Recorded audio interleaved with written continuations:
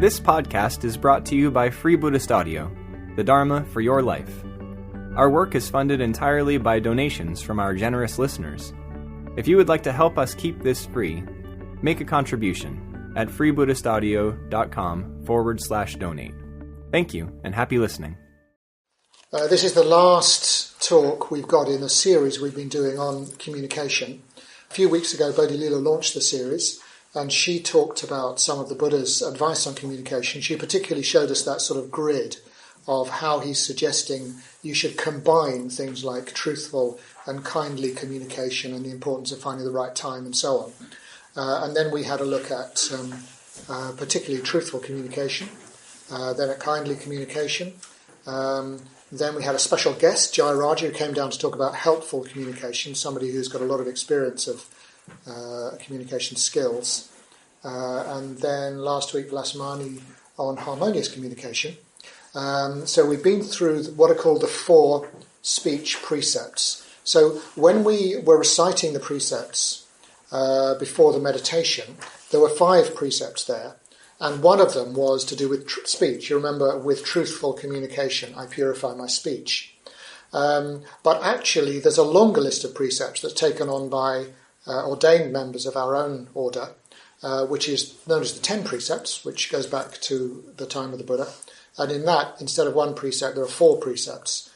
We've got not just truthful speech, but also kind or loving speech, helpful or useful speech, and harmonious speech. And those have been the themes of the last few weeks.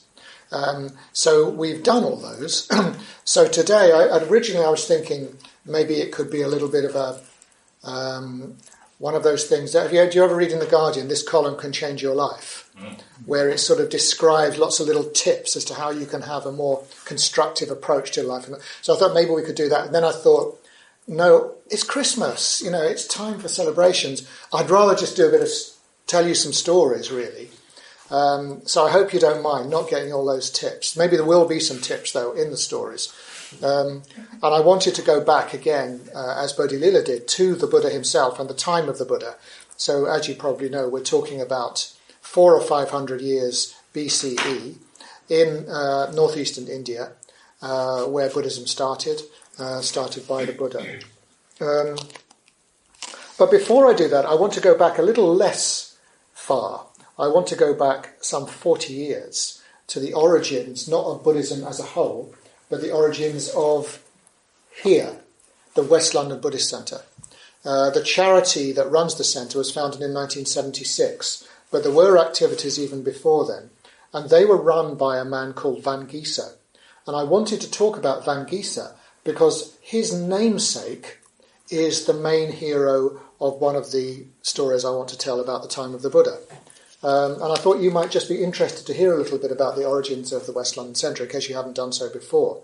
So Buddhism in England was, in the 1960s, was a little bit rudimentary. And towards the end of the 60s, what is now called the Ratnaprabha Buddhist community was started, and a number of ordinations happened in 1968. And one of those people ordained in 1968 was a man called Vangisa. Now, Vangisa was an Irishman, he was an actor, and the reason he was given the name Vangisa was because Vangisa was this great early Buddhist poet. In fact, probably the first great poet in the history of Buddhism. He's a contemporary of the Buddha, Vangisa. And Vangisa, the modern Vangisa, the Irish actor, had this wonderful speaking voice, was himself a poet, and loved to recite poetry. And I remember I was very fortunate in that I met him, and I can remember him being around and being quite impressed by him, a big man with a lovely smile and this really wonderful, resounding voice. The only photograph I could find was this rather poor one here, but I'll pass that round so you can get a sense of him. He's the one on the left. The right, sorry, the one with the moustache. Yes, he actually, I do remember his moustache. He had this really lovely late 60s style moustache, one of the ones that goes down like this, and sort of a head of hair. He had 2 children and a wife, very stable family background, very loving family background. And I thought I was just starting to come along to the London Buddhist Centre over in Bethnal Green, and I met him and said, I really want to get to know this guy. And I was very fortunate. I had a chance to have a cup of tea with him in the little restaurant that's attached to the Buddhist Centre in East London. So I can remember us sitting down at the table. I don't remember what we talked about, but I remember how delightful it was. And the reason I was so pleased about it is because only a few weeks later, he had a heart attack and died, tragically. And he was only, 51, 52. He wasn't an old man by any means. And this had a huge effect, the death of Vangisa. Now, before then, in the late 70s, because he lived in Ealing, he started running some classes in Ealing. He started them, I believe, he started them in the Friends Meeting House, which is where we still have classes now in Ealing. And he started teaching meditation, introducing people to Buddhism, and a few years later, that became more formalised. A charity was set up, and ever since then, it's been the West London Buddhist Centre, which has been a little bit nomadic. It's moved from centre to centre. You know, it's after a mere 20 years or so, it decides that the old centre's too small, and it decides it wants something bigger, which is what happened 3 years ago when we moved here. But that was all started by Vangisa, a very wonderful, charismatic man.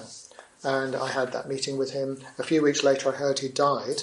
This was in early 1981. And so this was the first time I'd ever been to a Buddhist funeral. And it was quite an eye-opener, the funeral of Vangisa. What really surprised me was what a joyful occasion it was. So the first thing was that, if you imagine, in the meditation room, the shrine room at the London Buddhist Centre in Bethnal Green, his coffin was right in the middle like that, and it was open. So everyone would come in and look at him and, make their farewells and then sit and meditate. So it was in there all day, maybe even 2 days. So many, many people would come and meditate with him and just sit with him and say their farewells. And then there was a funeral, and the coffin was put into a mauve-coloured Volvo estate rather than one of these big black hearses. And it drove slowly along with a procession behind it. And everyone was encouraged to wear their brightest clothes, and everyone was carrying a single tulip. It was a spring, as I say. And I can remember us wending our way through the cemetery up to the crematorium, just following with these flowers. It was very, very moving. And then back at the centre, there was a special puja and so on. And I can remember his wife and both his children and his boy, who was only 11 at the time.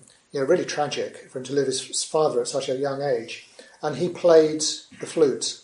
Again, it's very vivid still in my mind, even though it's 1981, just watching the young boy playing the flute in memory of his father. You're very nervous to get up there, but very pleased to have done so. And it did make such a difference to the family, apparently. They weren't particularly Buddhists, but just to have their father celebrated and the husband celebrated so positively, with so many positive memories. I've never heard a single ill word of Vangisa. Everybody thought he was a wonderful man, so it was really tragic he died so young. And he was named after this great poet, deliberately named after that. That was a bit of the fashion in those days. There weren't so many order members around, so you could be quite selective in what name you chose if you were the preceptor for the order members. So, for example, another man I met around that time was called Chanda. And Chanda was the name of the Buddha's charioteer. And this was because he was a London taxi driver. There was another guy at the time who was very keen on William Blake. And so instead of being given a Buddhist Sanskrit name, he was given a name from Blake's mythology, Luva, the Zoa of love, Luva. And there are a few other examples like that. Anyway, I'm going to go back to Vangisa. I'm going to go back not to the Irish actor Vangisa, but I'm going to go back to the original Vangisa. But first of all, I want to start with another character from the time of the Buddha, whose teachings and what was taught to him is very relevant to understanding communication, particularly the first of those 4 speech precepts. The precept of truthful communication and avoiding false speech, avoiding misleading, avoiding lying. And this is what the precept says. This is the translation of the Pali that we were reciting. And it says, I take upon myself the footstep of learning to avoid misleading communication. To avoid misleading communication. Musavada. Vada means communication or speech. Musa means false or misleading. And the story I wanted to tell here was about a 7-year-old boy. And this 7-year-old boy was being taught by the Buddha. The Buddha would actually teach children. And when he taught children, he would do so in a very simple way. However, this particular 7-year-old boy, I don't know if anyone can guess who he was. He was the Buddha's son. The Buddha's son. So we need to go back, he's 7 years old, to his birth, or even a little bit before his birth. Because this is the time when the Buddha was still living at home with his wife and his father and his foster mother and all his relatives in this small kingdom of Kapilavastu, the city of Kapilavastu, the kingdom of the Shakyas, on the border of the Himalayas. And already at this stage, the Buddha, or Siddhartha Gautama as he was then, he'd had the four sights. In other words, the issue for him of human suffering, human aging, illness, death, as being a real problem for people, it had already hit him and he didn't know the answer. And he couldn't work out what to do about it. And he already had the sense that he had to go and seek for that answer. But he was in a family situation. He was very much in love with his wife. And then his wife became pregnant. And she gave birth to a son. And he had this overwhelming emotional response to the little baby. And he talked to Yashoda, his wife, and they were saying, what should we call the little boy? What should we call the little boy? And he had this, this is very shocking to some people, I know, but he had this mixed response. He had this enormous, overwhelming sense of love towards the boy, towards the baby, but also the sense that this is an impediment to me leaving home and seeking the truth. And he said to Yashoda, I know what we should call him. We're going to call him Bond. Bond, he said. We're going to call him Bond because he felt he was a bond that was holding him in the family situation. So this poor little boy had to grow up with the name Bond. Yeah, and actually, I don't know. Well, maybe it's not such a bad name, perhaps. Yeah. Bond, my name is Bond. Siddhartha Bond. Anyway, and the original is Rahula. I should say that some people disagree with this, by the way. I've been looking in the scholarship on it, and some people say Rahu is the name of the eclipse of the moon. It's called Rahu. And some people say, oh no, it's just he was born on the time of the eclipse of the moon, so he's called Rahu after the eclipse. But Rahula usually means a bond. And so what happens is, when the boy, well, some people even say the very same day the baby is born, the Buddha says, if I stay here any longer, there'll be a little girl, then another little boy, and all my responsibilities will grow bigger and bigger. If I'm ever going to go and seek the truth, it's got to be now, in the middle of the night. So he goes into his wife's room, and his wife, of course, is holding the baby. And according to some of the stories, it says he really wanted to look, before he left, he wanted to look, gaze on the face of his son. But his wife's arm was over the little boy's face, and he couldn't see the boy's face, and he was almost going to go forward, and then he thought, if she wakes up, I'll never be able to leave. I just couldn't do it, because he was very attached to her. And so he quietly steals out of the room, and off he goes. And of course that is another story, so I'm not going to go into what happens then. If you don't know, do read it up. It's fascinating what happens over the following 7 years. 7 years later, the Buddha has been enlightened for 1 year. So he's been through all this searching. In a way, at least to his satisfaction, he's found the answer to the problems of old age and suffering and sickness and death. And the answer being the enlightenment, the deathless, as he called it. And he started teaching. And he decides to go back. It's time for him to go back. It's time for him to go back to his father, to his wife, to his son, to his home, and so off he goes. And when he gets there, let's see what he says. He returns to Kapilavastu, and it says Yashodhara, his wife, took the little Rahula, who's 7 years old, to listen to the Buddha teaching. And when they arrived, she said to the 7-year-old boy, Rahula, that is your father. That is your father. Because, of course, he's never seen his father since he was a tiny baby. That is your father. And Rahula says to his father, he says, and this is one of those mysterious things you find in the Buddhist scriptures. He says, Sir, your shadow is sweet. Your shadow is sweet. And then Yashodhara says to the little boy, she says, Rahula, go and ask for your inheritance. Because the Buddha was the heir to, at least it's often said, the heir to the throne, or at least to the Republican presidency of the place where they grew up. And, of course, he's still alive, but he's clearly not going to do the job. He's bumped off the job. He's just wandering around, sort of enjoying himself as an enlightened being. And he's bumped off his responsibilities of being the ruler of this country. And, of course, we don't know how long his father's going to live. So his wife says to the little boy, ask for your inheritance. Make sure that your father confirms that you are the heir and that you can have it now. You don't have to sort of wait. And so the little boy, imagine the little 7-year-old boy going up to the Buddha and he says, Sir, can I please have my inheritance? And so the Buddha says, your inheritance is the Dharma. Go and talk to Ananda and he'll teach you the Dharma. And so the little boy goes and gets to know Ananda, who's one of the Buddha's disciples, who was very well known as a really excellent teacher.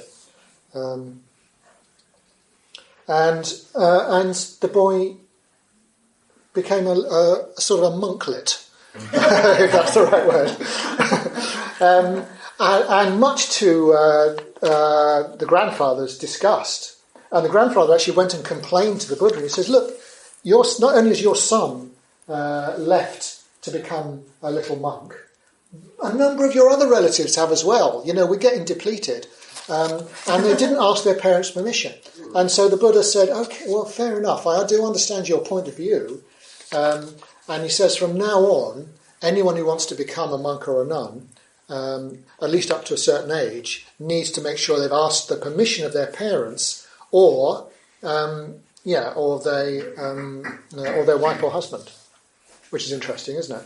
Well, maybe permission is the wrong word, but at least talk it over with them and make sure that they understand the point of view and that they're happy with it. So that became a rule, but the rule was broken in the case of Rahula. He just went off. And so you've got this little 7-year-old boy, and he turns up quite often, this little boy. And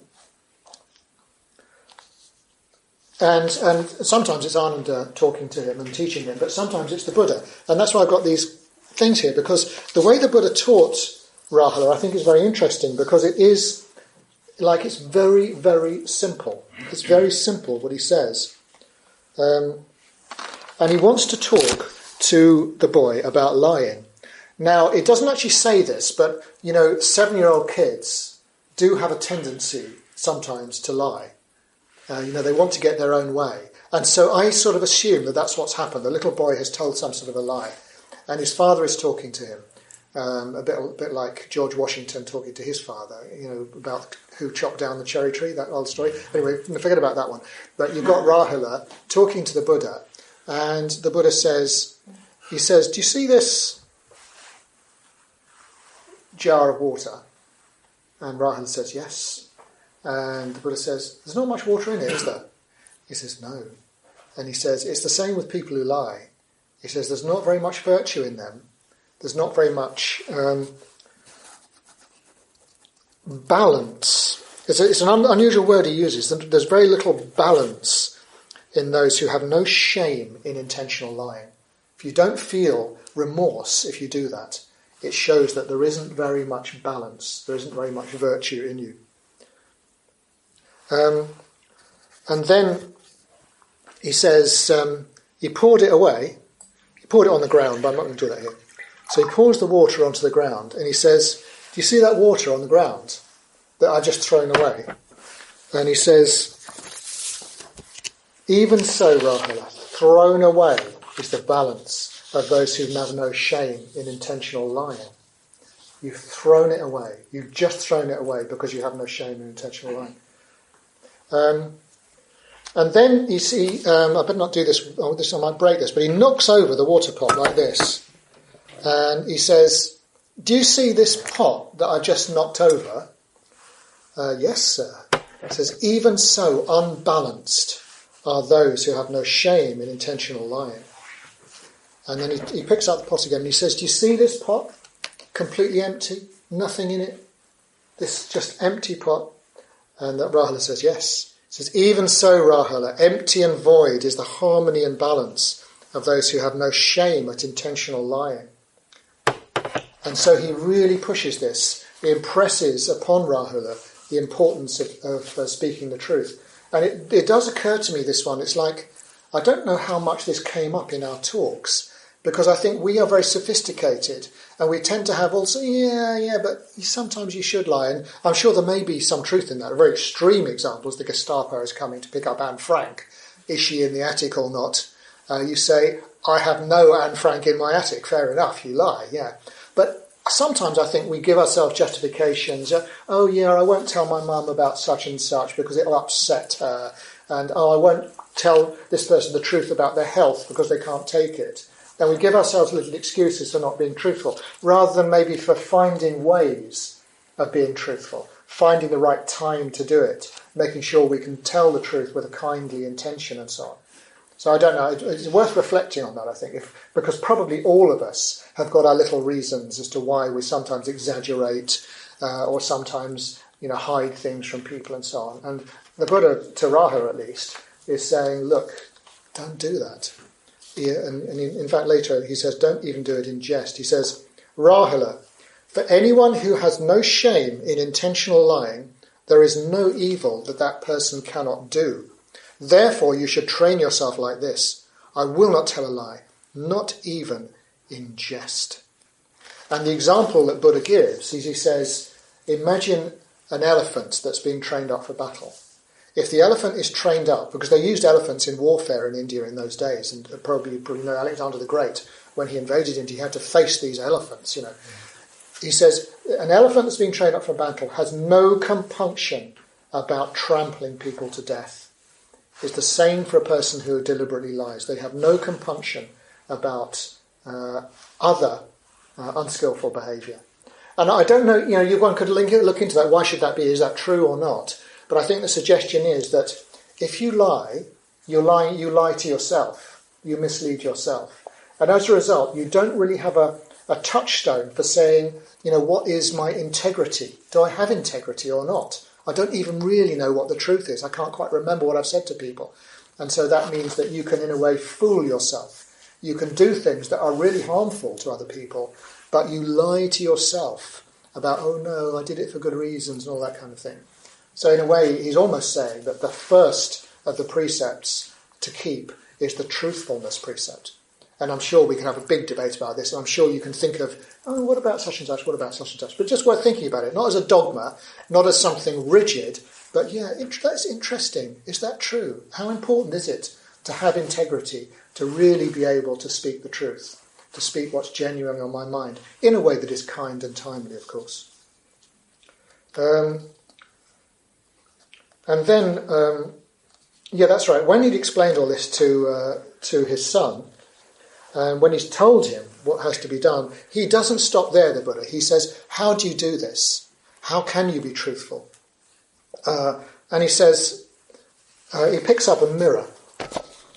So this is actually a tray, but probably it's a bit similar to what you had in 500 BC. It wouldn't be a wonderful mirror like we have now. So he shows Rahula the mirror. He says, look at this mirror.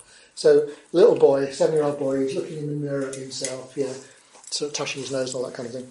And he says, what's this for? What is this for? And Rahula says, the purpose of a mirror is so you can look at yourself. Yeah? Remember, little boy, a very simple teaching. And the Buddha says, even so, Rahula, one should act and speak or even think only after you've first looked at yourself. Look at yourself as if you've got a mirror.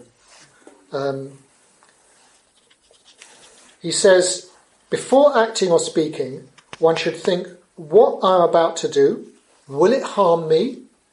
Will it harm others? Use the mirror, look at yourself and try and make that decision. If you can answer, yeah, it will, it'll harm me or it'll harm others, then you should not act or speak. But if you can answer, no, that won't harm me, that won't harm others, then you should act or speak. You should reflect with the mirror reflection in the same way while you're acting, not just before you act, but while you're acting, in the middle of your acting, look at yourself. And after you've acted, look at yourself. Did it harm me? Did it harm others? So it's a very simple teaching, which he developed later into what's called the mirror of mindfulness. So this is mindfulness in the sense of self-reflection. Before you act, look at yourself. While you're acting, while you're speaking, look at yourself. After you act or speak, look at yourself. So I think that's quite interesting. We will act or speak. You should train yourself thinking, we will act or speak only after repeatedly looking at ourselves, only after reflecting on ourselves. And we use that word ourselves, don't we? Reflection. Look at this. Okay, so that's a little bit. I thought that was quite interesting, just to look at those very, very simple, but in a way quite strong teachings that the Buddha gave to the little 7-year-old boy about lying and even about mindfulness. Just look at yourself. Decide. And I think that's a very, very good thing for a child to learn. It's very good for us to learn as well. The importance of reflection. The importance of not just being hasty, not just thinking the first thing that comes to mind, the first thing that comes into my mouth, I'll just say it, whatever. And he's saying, no, just a little pause, just look in the mirror, look at yourself. Now the next precept, we've had the one on truthful speech, the next precept is on harsh and loving speech, avoiding harsh speech, practicing loving speech. And the translation of the Pali of the negative version says, I take upon myself the footstep of training to avoid words designed to hurt. To avoid words designed to hurt. And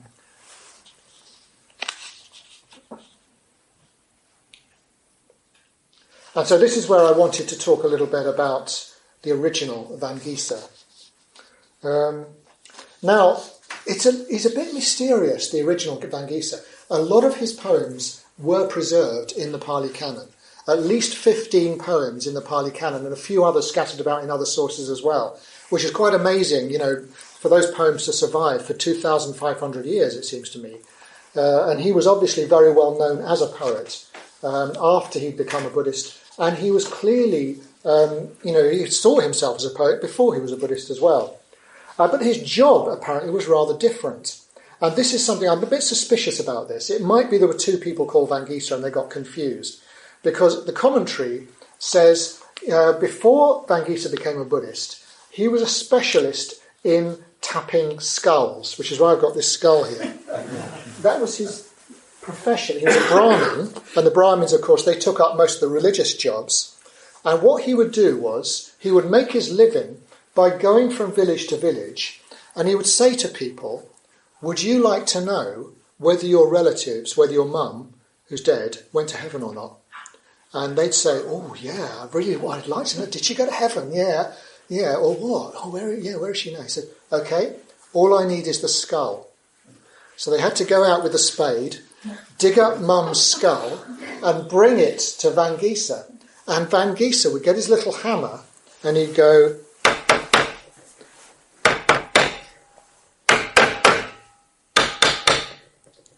And after he'd given it a few taps, he'd say mantras while he did this, these sacred mantras. He'd be going, Om skull, Om skull, Om skull scrying, Swaha, and so on. These mystic mantras over the skull. Probably a load of crap, actually. But anyway, this is what he was doing, And then he'd say, your mother, I can see her now. She is in heaven amongst the devas, having a lovely time, Or sometimes, he'd say, oh, your poor mother has been reborn as a mongoose and she lives in the compost heap. Or that kind of thing. And he became very popular. And this is the way he made his living. And he went around with an entourage from village to village doing this. And so he arrives at Shravasti, where the Buddha is living, and the Buddhists there hear about this guy, and they are a bit suspicious of him, and so they think they're going to put him to the test. So they bring along 5 human skulls, and they put them in front of Vangisa in a row, and they say, we've got a challenge. Can you tell where these have gone? Now, the Buddhists, at least some of them, they also believe they could tell where people got reborn. So therefore, they feel they can actually do a proper test. So, this person was reborn as a mongoose in the compost heap. This one was reborn in heaven. This one was sort of reborn, as the next door neighbour or something. So 5 skulls. So he goes through the skulls, first skull, skull, and he says, oh yeah, this person has been reborn in the family of a merchant in the town of such and such, and all the Buddhist monks go, ooh, he's right, he's right. And skull number 2, so he goes through the skulls and he gets them all right. He gets to skull number 5.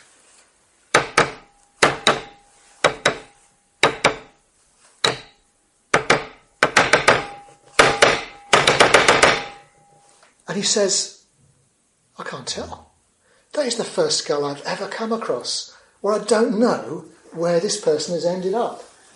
And the Buddhist monks say, that's because he was enlightened. And you cannot tell where the enlightened go after they die.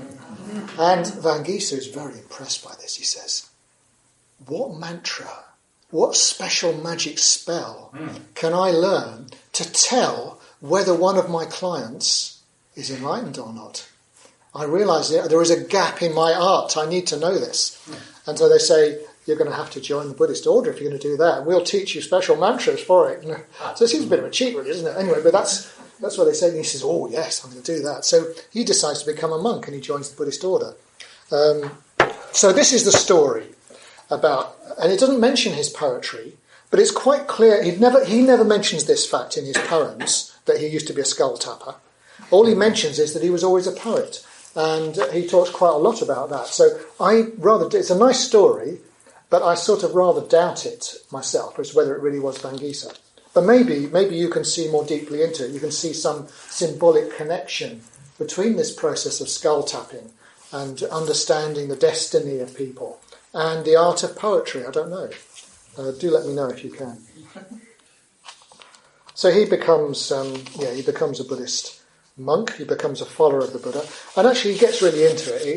If he ever was a skull tapper, he forgets all about his skull tapping. He's not interested anymore about learning the special mantra, and he starts, practicing as best he can. And some of his poems are about his early practice. That's right. Somebody turns up, according to the story, and asks Vangisa, "Did you learn it? Did you get the mantra?" And Vangisa said, you'd all better go now, but as for me, I'm not going back with you. This was his Brahmin companions. He says, I'm going to do meditating anyway.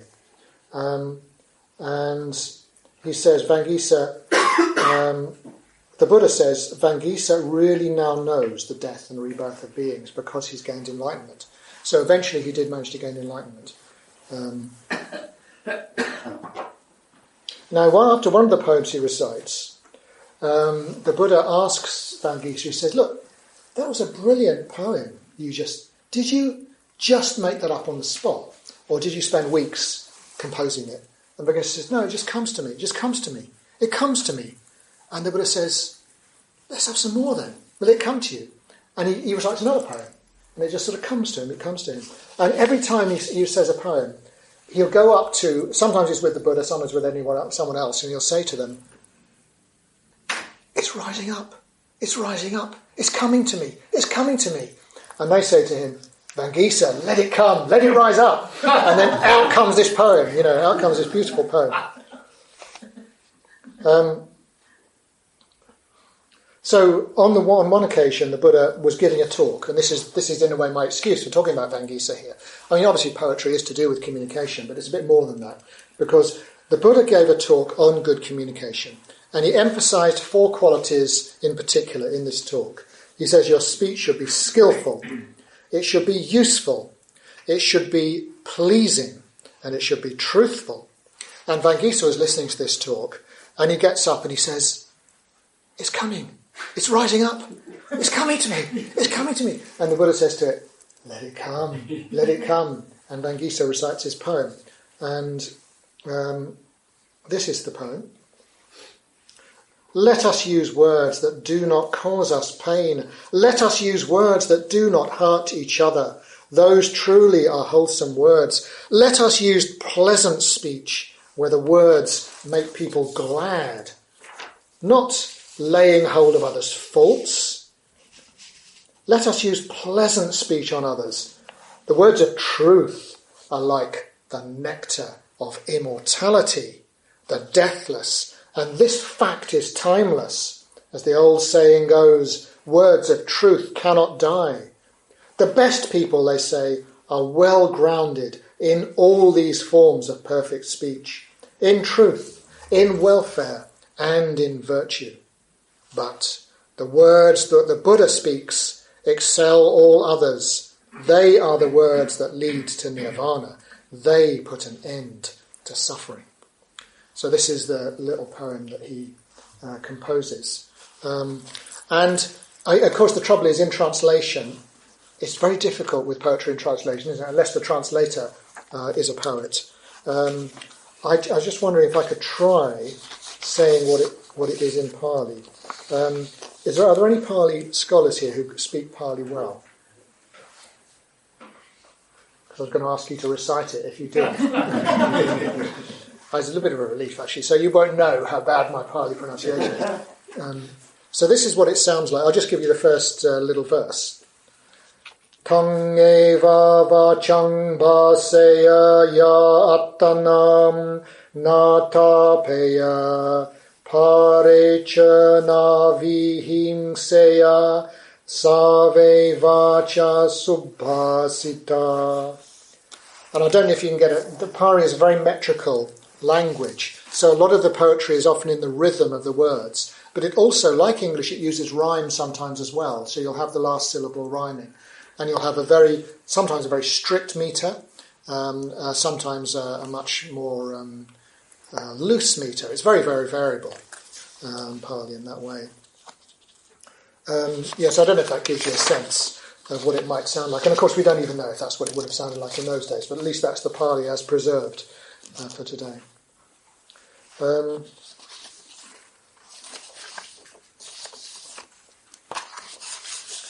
So the next precept, that's the second of the speech precepts, was loving speech. The next one is on useless speech, trying to avoid that, and helpful speech, which is one of the things that Vangisa mentions, of course, in that poem. And so here the precept translated says, I take upon myself the footstep of learning to avoid empty words,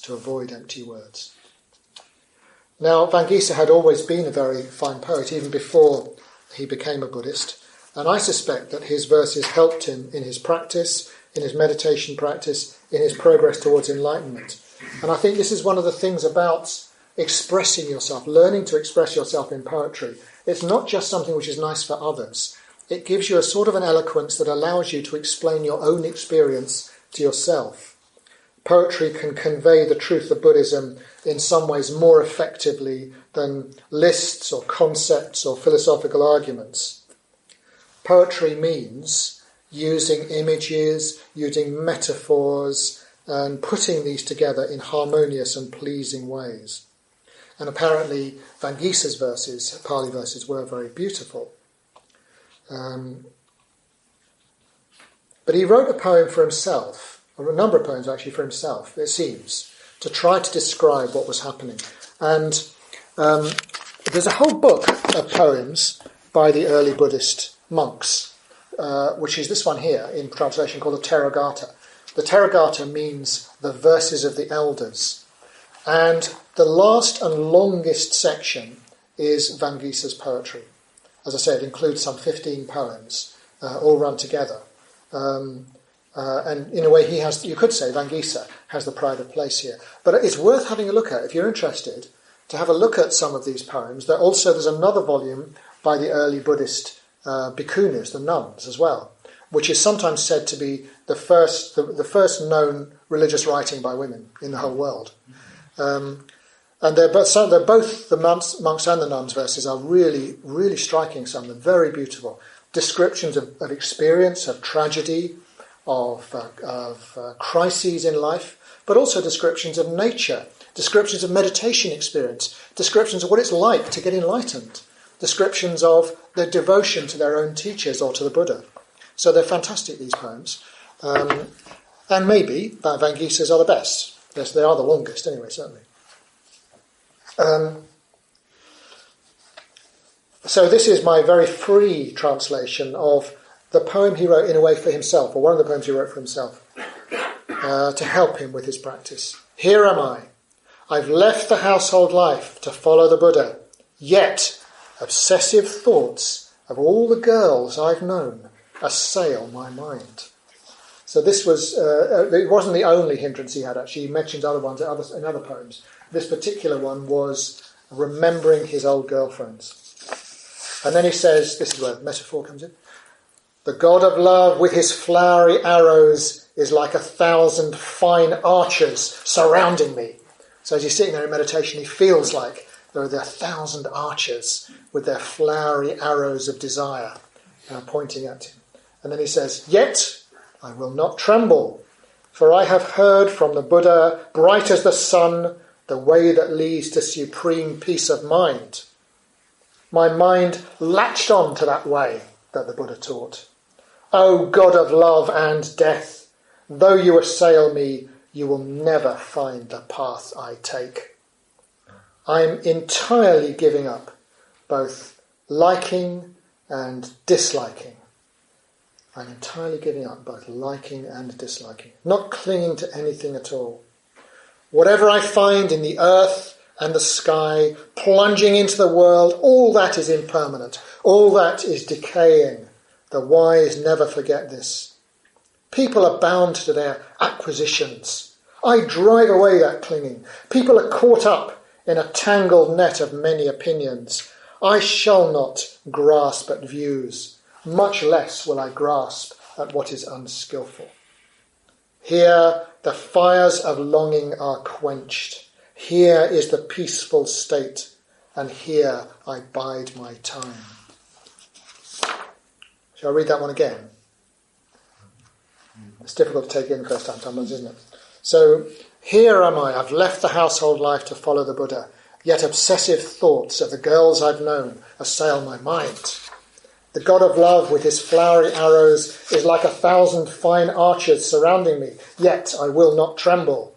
Yet, for I have learnt from the Buddha, bright as the sun, the way that leads to supreme peace of mind. My mind latched on to that way. O God of love and death, though you assail me, you will never find the path I take. I'm entirely giving up both liking and disliking, not clinging to anything at all. Whatever I find in the earth and the sky, plunging into the world. At that, all that is impermanent and decaying. The wise never forget this. People are bound to their acquisitions. I drive away that clinging. People are caught up in the tangled net of many opinions. I shall not grasp at those views, much less will I grasp at what is unskillful. Here the fires of longing are quenched. Here is the peaceful state. Here I bide my time. So there's his... It's quite rousing, isn't it? Do you see, in a way, the difference between a list, a teaching? The Buddha, in the teaching that Vangisa was responding to, was saying, in your speech you need these factors to be present. It needs to be truthful. It needs to be useful. It needs to be... But here's Vangisa. He's put that into imagery. He's put it into rousing self-encouragement as well. I put that under the precept of helpful speech. And helpful speech can be speech to yourself that helps you, the way you understand your own meditation or your own practice or your own life.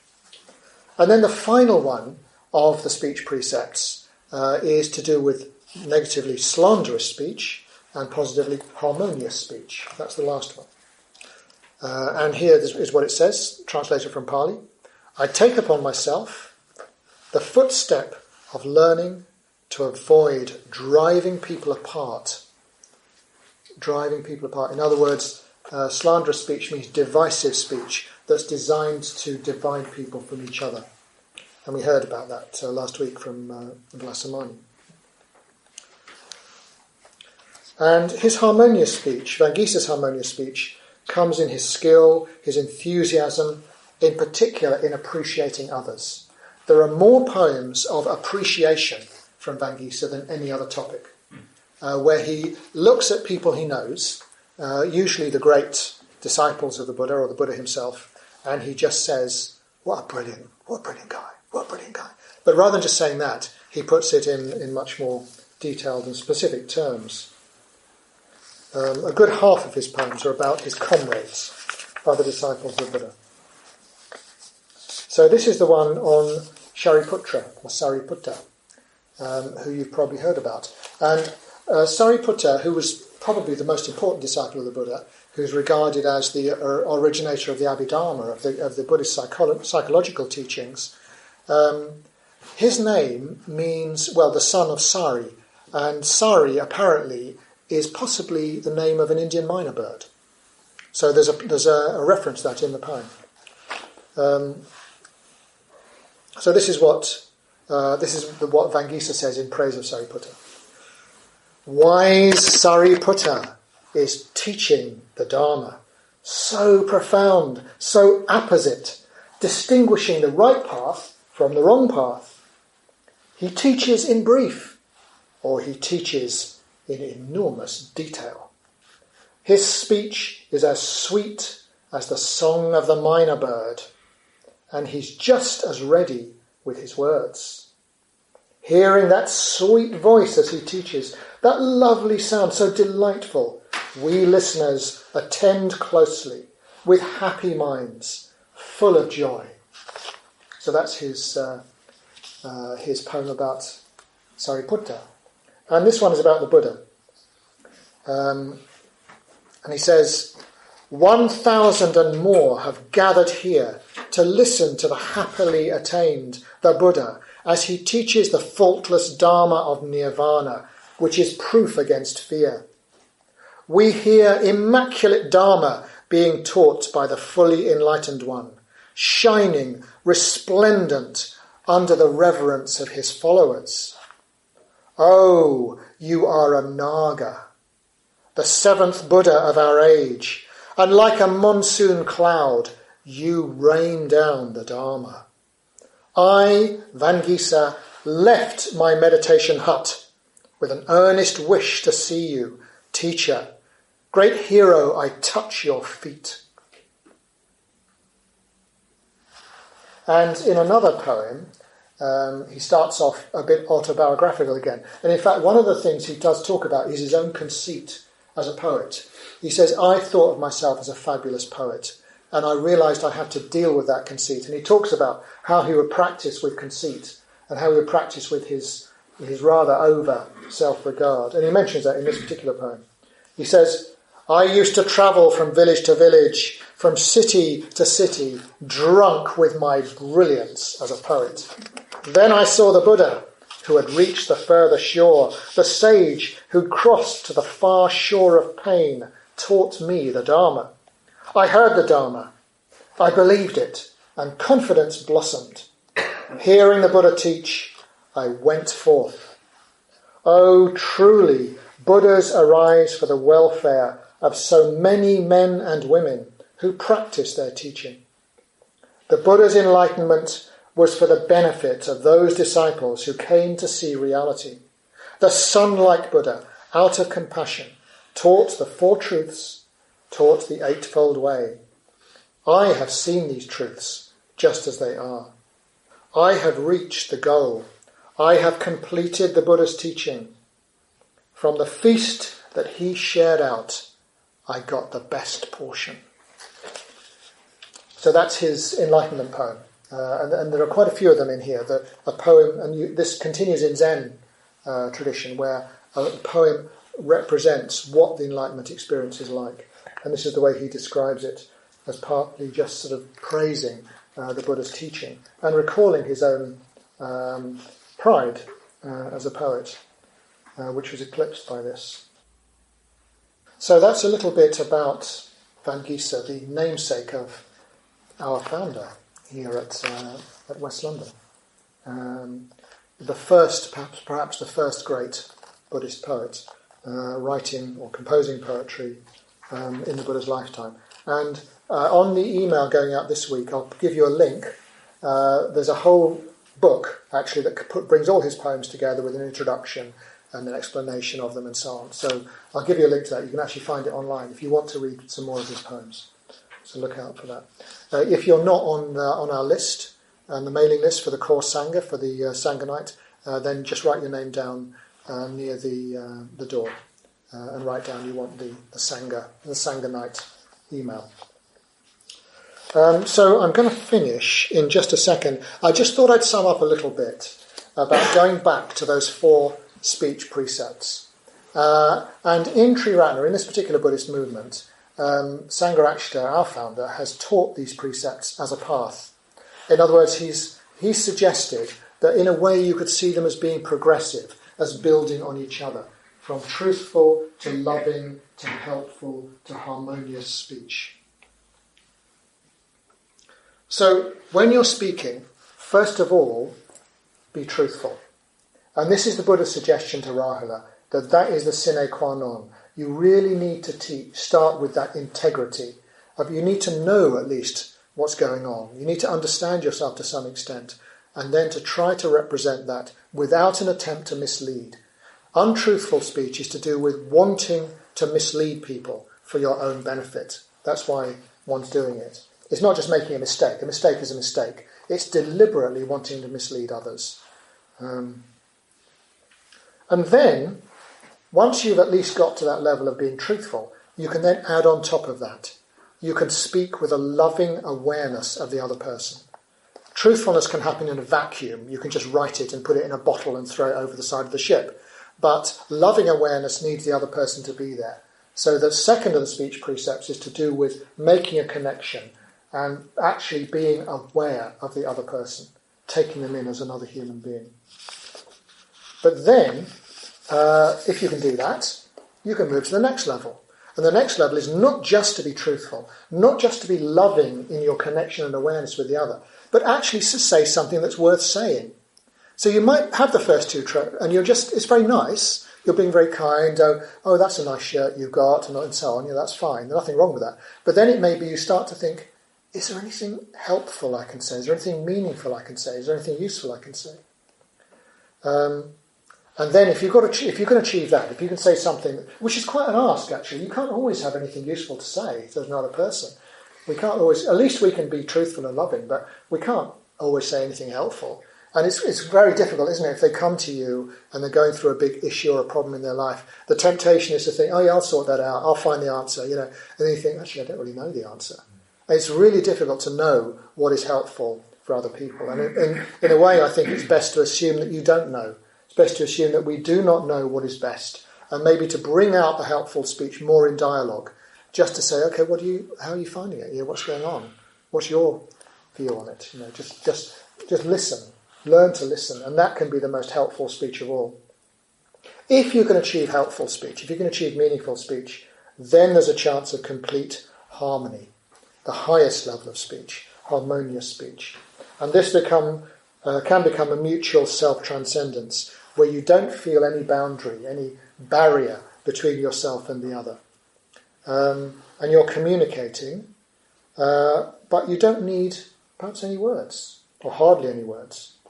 And this is perfect speech on the Eightfold Path, culminating in the silence of total harmony. Harmony at first may need words. You may need to sort things out. You may need to find a way of tuning in to the other person so you're really on the same wavelength as them, which happens very rarely, it seems to me, but it's wonderfully precious when it does happen. And when that has happened, it may be you can just shut up and you can just be with each other in silence. And that's sort of a good sign, isn't it? If you're with a friend and you realise we don't need to say anything to each other. We can just share this experience, whatever it is. We can just go for a walk up the hill, and I don't even have to say, oh, that's a nice tree, isn't it? I know they've seen it as well. Don't need to say that. We're sharing this experience.